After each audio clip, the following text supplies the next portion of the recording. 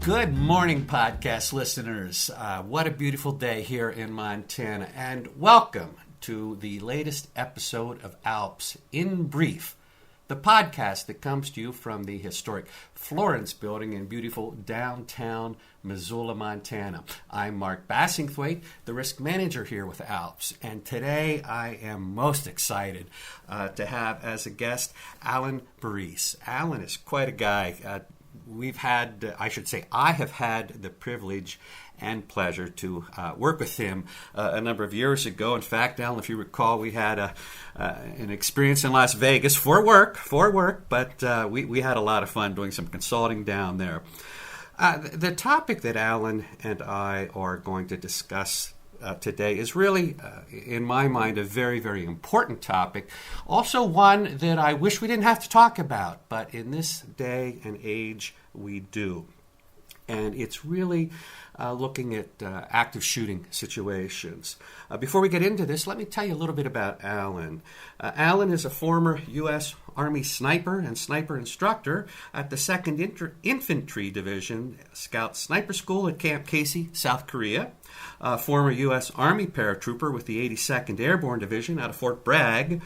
5th degree black belt Hapkido instructor, author and producer of numerous books and DVDs on self-defense, to include Survive a Shooting, Life-Saving Tactics and Strategies to Survive Active Shooters and Other Terrorist Attacks.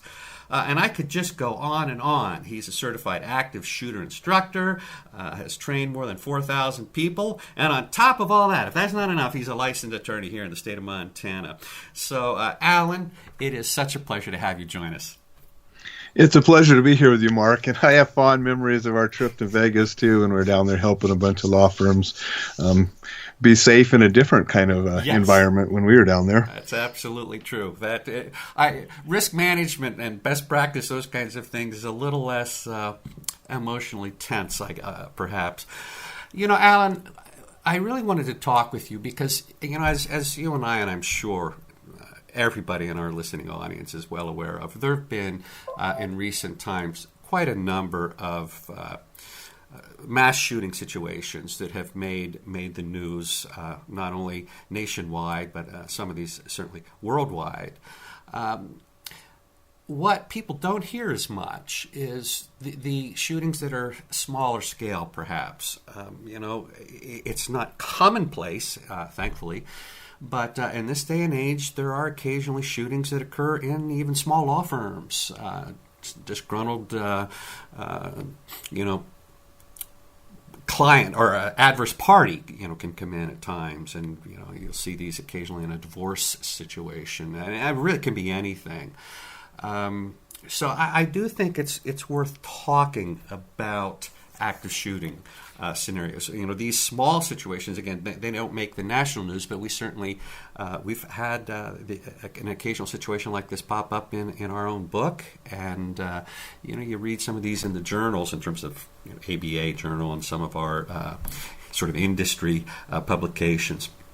But Alan, where I want to start, are there really things that attorneys can do or our staff to survive these kinds of shootings? If I'm sitting in reception or an associated law firm or something, can I realistically do anything? Mark, there are a lot of things we can do, and it's interesting that you talk about law firms and the active shooters. We have the big active shooter events, and most definitions of active shooter is somebody that's just trying to kill random innocent people with no other crime. But we have a lot more shooting incidents where that could be a gang affiliated, where people shooting each other for gang related, drug related issues. Okay. But we also do have a lot of shootings and attacks. Sometimes it could be with a knife or something else that are more directed, and law firms could be a very good target for that. Like you said, you have disgruntled clients, something went south, especially domestic issues, right, or something didn't go the way they wanted it to, and the attorney is to blame. And so they're going to come in specifically to attack that person, or maybe that person's staff, or maybe the entire office, because they blame everybody there. Yeah. And there are Yeah, there go ahead. are things we can do to increase the law firm's safety and to decrease the amount of damage, a potential person like that could inflict on people. Well, Alan, let's start perhaps with prevention. Are there steps that we can take in anticipation that something like this might happen? One is recognizing signs. I mean, awareness, and I teach awareness in all of my programs, is number one. And being aware of that potential, former client, current client, employee, that maybe is something wrong with that employee, maybe just a former employee because they were fired, recognizing some signs that something's not going on right with that person. And those signs could be, a depression, the significant event in the life, which a lot of things involved in law offices are very significant to people's lives. It could be a fascination with weapons or explosives.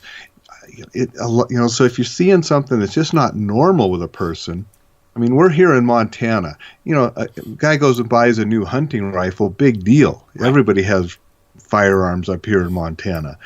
But if there's this weird fascination that's just not normal, and we sort of know what baseline normal is for our environments, maybe that person needs to be watched a little close. And ideally, we can get people help before something bad happens. Remember the national news a couple years ago with the father that found the daughter's diary and then ended up turning her in. And thankfully, they were able to get that young lady some help before she did what she was writing about in the diary, which was going to kill a lot of people. Yeah, that's a great point. I mean, I'm here. I love it, Alan. And since I'm already learning all kinds of stuff, I never even stopped to think about. I mean, awareness, obviously, very, very important. But you're identifying potential shooters, people that are going to, can go make some very, very wrong decisions that I wasn't even thinking about in this context. That is really good stuff. So awareness becomes, it sounds like a key thing to keep in mind from a preventative standpoint. Are there any other kinds of things, or is that pretty much the... how you have your facility laid out. I mean, one way in, having controlled access to places helps prevent these things. So if there's only one way in and it's monitored somehow, that's a little bit better than people can come in and go in a lot of different places. Yeah. Having a communication system set up. If somebody comes in the front door that's bad, that's wrong, can that be communicated to people throughout the office? Okay. Having ways to lock down so people can lock down their offices and stay safe in rooms. So being prepared with, some people are going to keep firearms in their office. That is an option. If you do that, I hope that you have the proper training in both safety and use of the weapon that you have. Yeah. I teach fire extinguishers as improvised weapons because they're in almost every building that, any public building, we're going to find fire extinguishers. Reflex Protect is a great non-lethal option that people are starting to use. And then knowing where your exits are for you to be able to escape. Because your basic things that you can do is you can escape, you can barricade and lock that person from getting to you, or you can defend yourself by physically attacking back and stopping that shooter. Okay. Those are your three options if a situation actually happens. So being prepared to do any of those and all of those is what you want in your plan. Yeah. It's been interesting with the consulting work over the years. I have gone into law firms that sometimes have key card access or a doorbell, and they have to see on camera before they push a little button to let you in. So there are firms that have taken these kinds of steps already. Let's talk about these three options that you've identified. Whether it's somebody that has pulled out a knife, somebody that has come in with a gun and is threatening. So, if you will, when the bullets are flying, can we take a little further this discussion about what do we do as individuals to try to survive this? And you talk, for instance, about escape versus attacking and trying to defend, I would assume that, I guess I'd say, how do you evaluate in these kinds of settings what your best option is? Sure. And in the programs I teach, I put those sort of in a triangle. Okay. With each, escape, deny, and defend the points of the triangle versus sort of the linear run, hide, fight, which is the national program. Mm-hmm. Because it's not all linear. You can't say, well, first I will escape.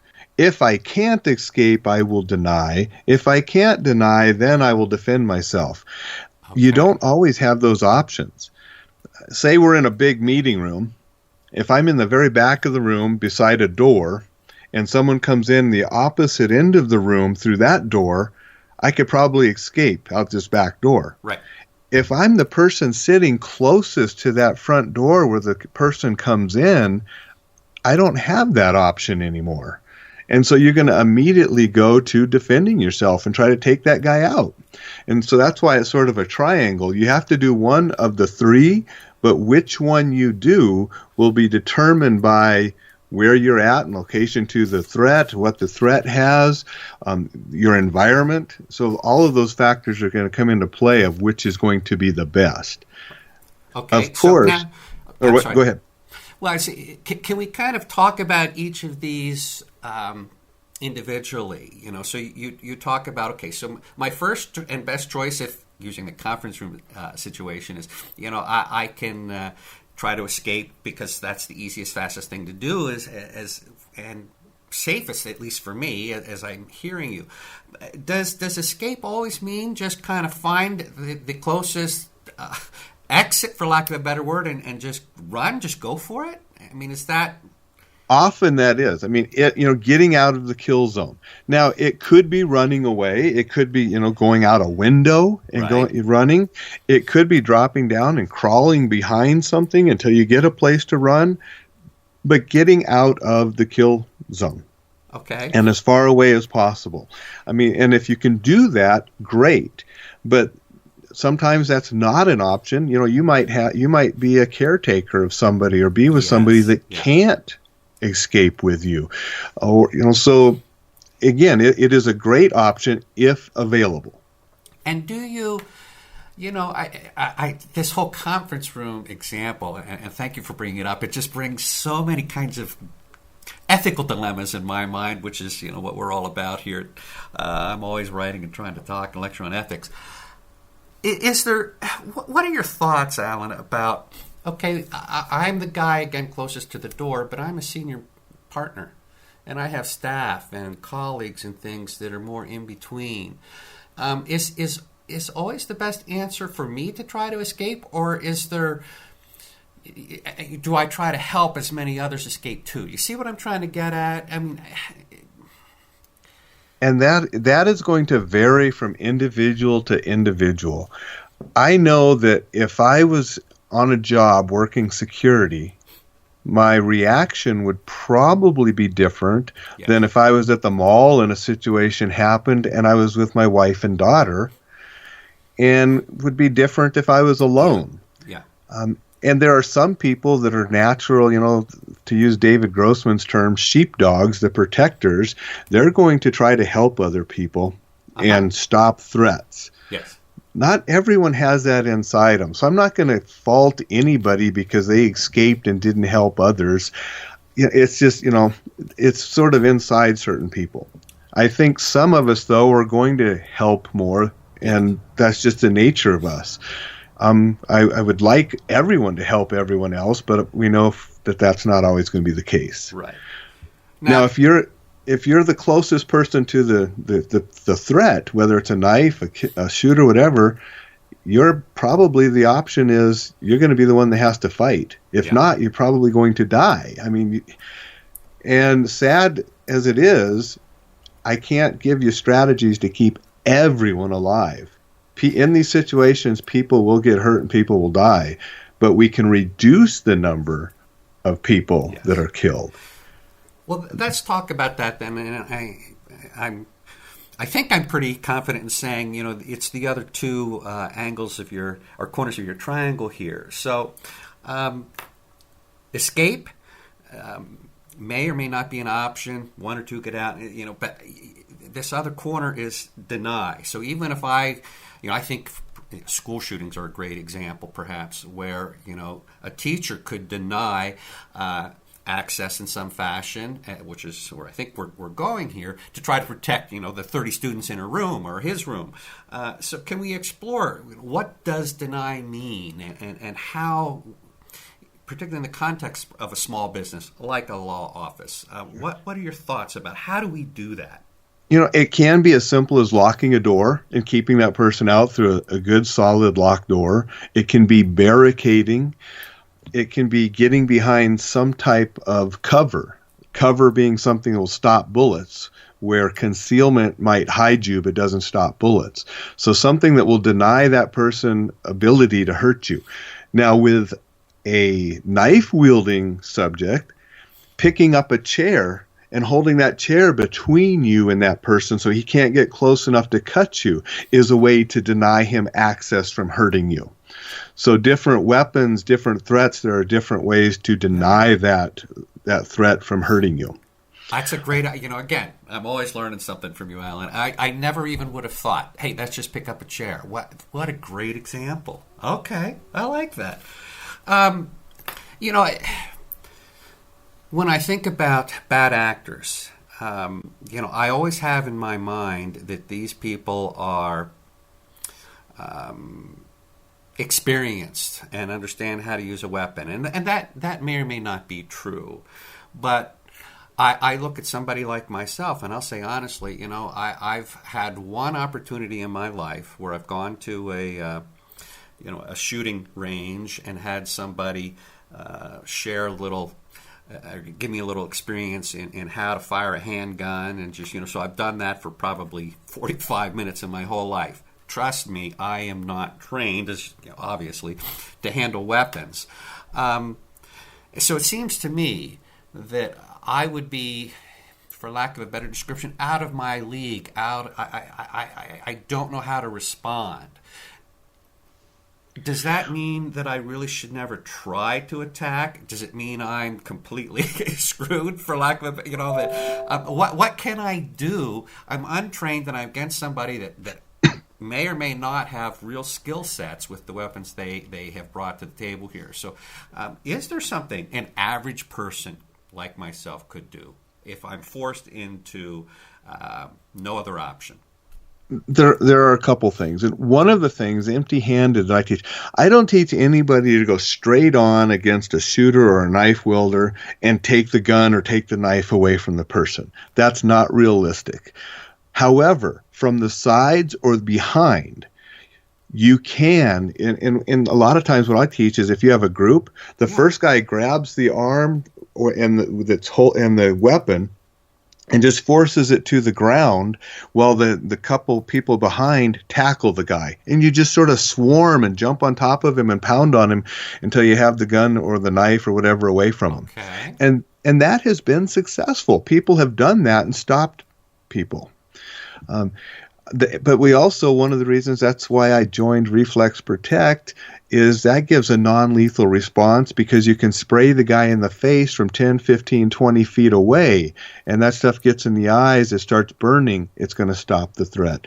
And if you can spray a Windex bottle, or whatever wasp spray kind of thing, you can spray Reflex Protect. It's so easy, and it gives you a non-lethal option as well for untrained people. Okay. And I also like your earlier comment of just the fire extinguisher. Never would have thought of that either. That's a good one. Fire extinguishers are good. And all of these I like to teach where you're going to ambush the bad guy at a doorway or at a corner, coming from the side, coming from the rear, rather than, a head-on, straight-on, to a person that's armed. Okay. That's, so this situation plays out in whatever way it plays out, and I'm going to assume that we have somebody, if not more, that's wounded and or has been killed. What happens next? The attack is over. The attacker has run. The attacker's been mobbed and is on the ground. We've got the gun. What's next? Couple things. One, it's important that everyone has some basic first aid training. Uh-huh. And there's new programs called Stop the Bleed. It's a national program. We have instructors here in Missoula. Actually, I'm going to be certified instructor here pretty soon with Stop the Bleed, just to increase my knowledge. Yes.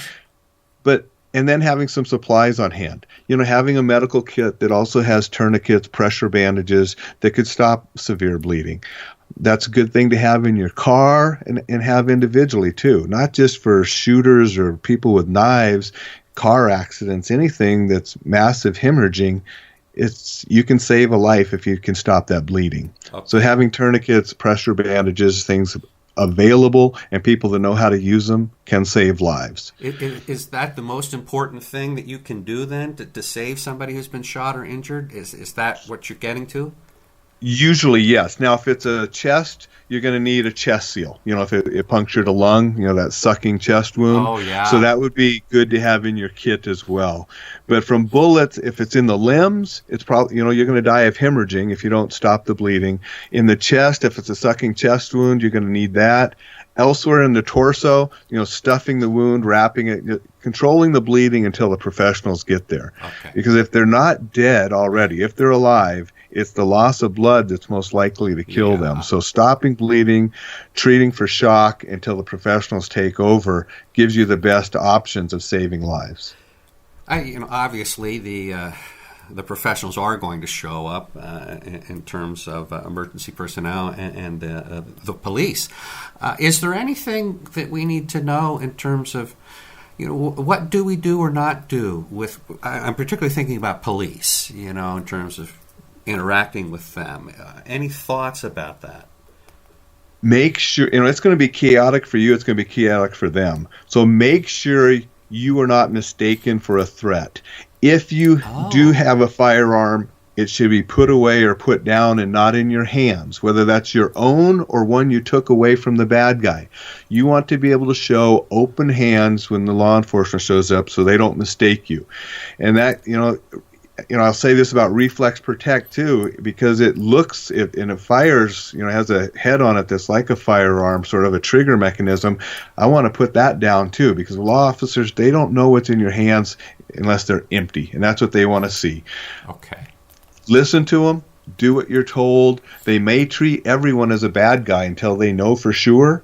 That's, don't get offended. That's part of their job. Just listen to them, do what you're told until the situation's over. Okay. And I should have brought this up a little bit earlier, talking about Reflex Protect here. And just for our listeners, out of Montana anyway, we're in bear country here and do a lot of hiking, and you may be aware of what we call bear spray, and people over the years carry these cans of bear spray out in the wilderness, and it's sort of a wide field pepper spray and can be very, very effective. But what you're talking about, Alan, if I understand it correctly, is we've kind of taken this technology or this approach up a step, and this is a stream that you can sort of target specific areas, the center of the face, as an example, and it's a gel-like product. But what we're talking about is a non-lethal chemical device here that just tries to stop a person from attacking you. Am I describing it accurately?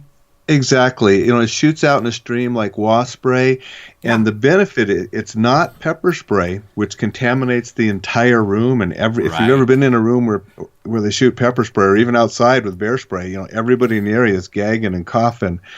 This uses a CS-based gel. It's a Presidia gel with the active ingredient of CS. It only affects the bad guy, and nobody else in the room will be affected or contaminated, which makes it safe to be used inside of a hospital, inside of a school, inside of a church, inside of a law office, anywhere inside. It's not going to have that effect that pepper spray has. Right. And just an aside, a number of years ago when our kids were a lot smaller, one of my boys found a can of pepper spray, and it was just, we had friends over for dinner and their kids, and they're all playing around, and he just later on looked like, Daddy, the voice in my head said, push the trigger and see what happens. And he emptied a can of pepper spray in our family room.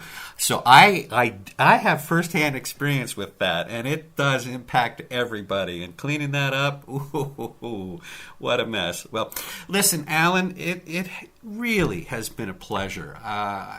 Just some great stuff that you've shared, and I hope that we have some listeners here that really take it to heart. I mean, it seems to me there are things we can do, and I love just even being aware of what's going on, and having the courage to try to find appropriate help if necessary. But before we go, I do want to give you a chance to share any closing thoughts. The floor is yours. Certainly, and the most important thing is I want people to be aware and be safe. I wrote in my book that it's the most important book I wish you didn't need to read, and I wish I didn't have to talk about this. But we saw just a little over a week ago, 12 people killed again. Another shooting where 12 innocent people killed. So it is important to not be paranoid, but to have a plan, to practice safe habits so you can enjoy life safely, both at work, at home, and wherever else you are. Okay. If you want more information, my book has been called one of the best on the topic. It's over 350 pages of solid information to help you, and that's at surviveashooting.com or amazon.com. And if you want a non-lethal way to defend yourself in your office or your home, reflexprotect.com, and you can learn a lot more about that product. Perfect. Thank you very much. Well, folks, for those of you listening, I hope you found something of value today. Boy, I tell you, I sure did. Just great stuff. I appreciate your listening. And if you have any thoughts, ideas, interests in terms of topics or other folks you'd like to hear from, please don't hesitate to reach out to me. You may email me at mbass@alpsnet.com. So that's it. Alan, thank you again. Folks, have a good day. Bye-bye.